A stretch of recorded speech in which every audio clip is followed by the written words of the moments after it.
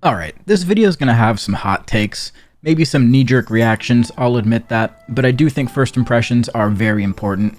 This video is mostly just going to be me ranting. I'm just going to have some B-roll footage playing in the background. You don't have to watch it, you can minimize this and listen to it while you go do whatever else you need to do, but let's go. So we just got to look at the brand new Mythic Plus affixes planned for 10.1.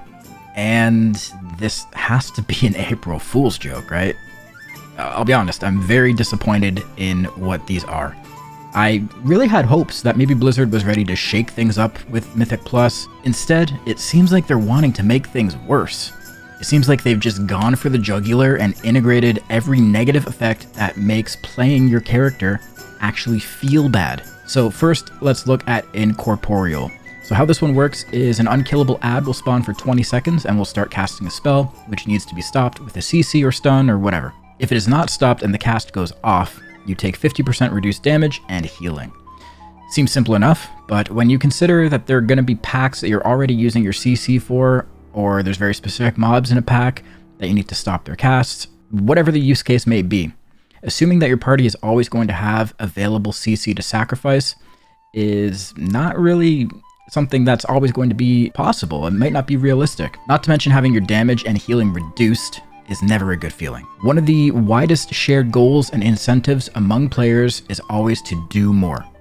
Increase your DPS or your HPS. Regardless of what flavor the affix has, whether it's, spooky incorporeal ghosts or a naked dwarf who attaches himself to your head and sucks out your brain.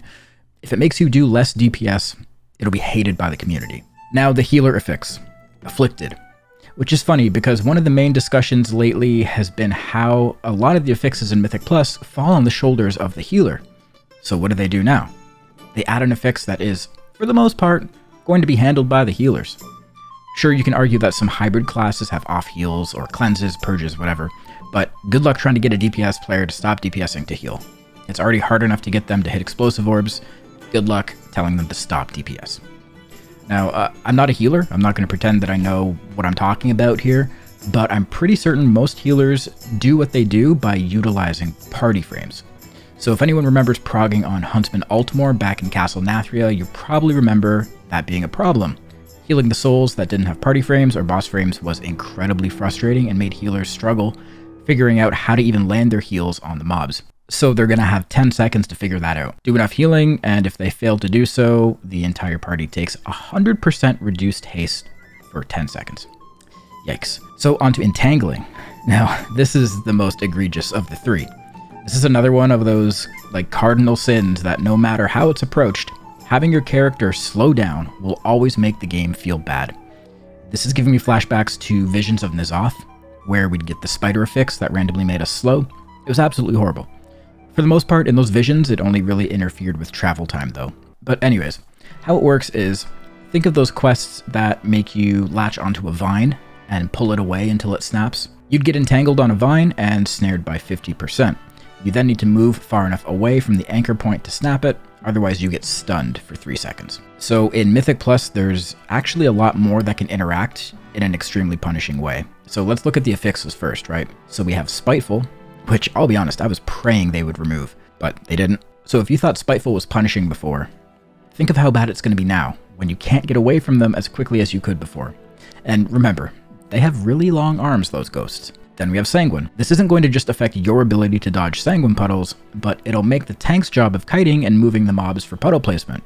Then we have Bolstering and Raging. Again, affects the tank's ability to kite, which is sometimes your only way to survive depending on what tank class you're playing. Now let's just think practically about the dungeons we're getting in Season 2.